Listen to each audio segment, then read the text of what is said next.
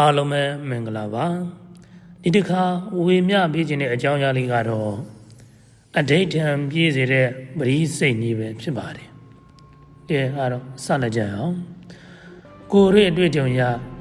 ဖြစ်ခြင်းစိတ်သာပြင်းပြမယ်ဆိုရင်အဋိဋ္ဌံရဲ့အစွမ်းဟာတကယ်ကိုအံ့ဩဖို့ကောင်းပါတယ်အဋိဋ္ဌံဝန်တဲ့ဆိုတာပရိစိတ်ယုံတတ်မဟုတ်ပဲကိုယ့်ရဲ့စိတ်ဆွမ်းရင်ကိုစနစ်တကျစူးစီးပြီး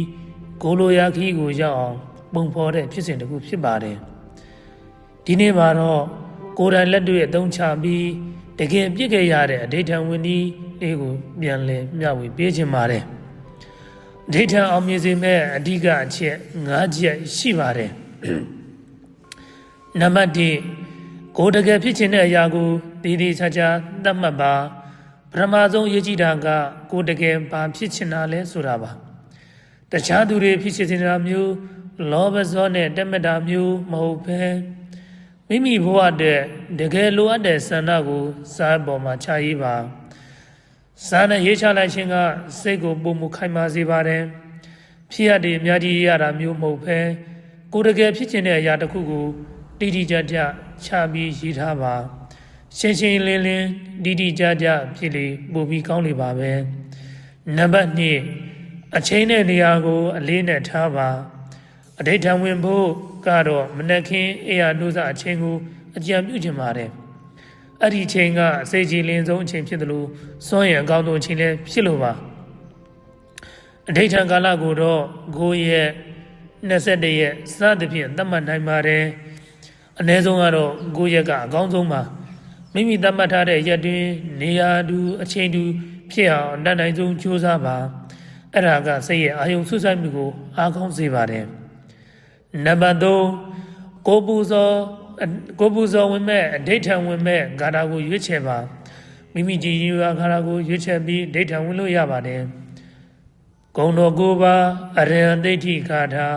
တရဂုံသို့မဟုတ်ပဋ္ဌာန်းစိတ်နည်းကိုရွေးချယ်လို့ရပါတယ်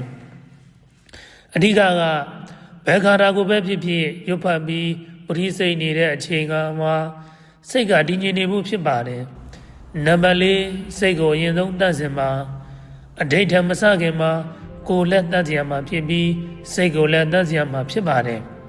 စိတ်ကိုတတ်စင်ဖို့အတွက်၅ပါးသီလစောင့်တည်ပါကံချီကြော့ပါအထုသဖြင့်မိဘနဲ့ခင်မွန်းကြီး10ပါးကိုတောင်းပန်ကြော့ပြီးမှစတင်တာကအဟံဓာတွေကိုပယ်ရှားပြီးမှဖြစ်ပါတယ်မေတ္တာတော်ယူပြီးကိုယ့်ရဲ့အဆောင်ချောင်းနဲ့တွေနဲ့မထမ်းဆက်ရှိသူအားလုံးကိုမေတ္တာကိုဝေမျှဖို့မမေ့ပါနဲ့စိတ်ထားဖြူစင်လေးအဋိဋ္ဌံကပို့ပြီးအောင်မြင်လေပါပဲနံပါတ်5အောင်မြင်မှုကိုကြိုတင်ခံစားပါဒါကအရေးကြီးဆုံးလှုပ်ရချက်ပါပရိဒပစိတ်ပြီးတဲ့အချိန်မှာပင်လယ်ကူးနေရာရောက်တဲ့အခါမိမိဖြစ်ခြင်းတဲ့ဆန္ဒဟာတကယ်ဖြစ်နေပြီလို့မြင်အောင်ကြည့်ပါထိုအောင်မြင်မှုရဲ့ဖြစ်ရပ်ကိုကြားအောင်ခံစားကြည့်ပါပင်လယ်ကူးနေရာရောက်တိုင်းရပ်ပြီးအပေါ်ပြောခဲ့တဲ့အချက်တွေကိုလုပ်ပါဒါကိုမဖြစ်မနေလုပ်ဖို့ရည်ကြည်ပါတယ်ပရိစိတ်ဒိဋ္ဌံပြီးတိုင်းမှာကျွန်တော်ဖြစ်ချင်တာတွေဖြစ်မြောက်ဖို့လှုပ်ဆောင်နိုင်တဲ့အကြောင်းတရားကောင်းတွေအလွယ်တကူပေါ်ပေါက်ပါစေလို့ယုံကြည်ချက်အပြည့်နဲ့ဆုတောင်းပါဒီနီလန်တိုင်းစိတ်ရှိလက်ရှိနဲ့ယုံကြည်မှုရှိလှုပ်ဆောင်မယ်ဆိုရင်ကိုပြုသမျှဒိဋ္ဌံနဲ့ဟာမကြခင်လက်တွေ့ဖြစ်လာလိမ့်မယ်လို့ယုံကြည်ထားပါအားလုံးဘေးရန်ကွယ်ပါရေးလူဟာဆန္ဒပြကြပါစေ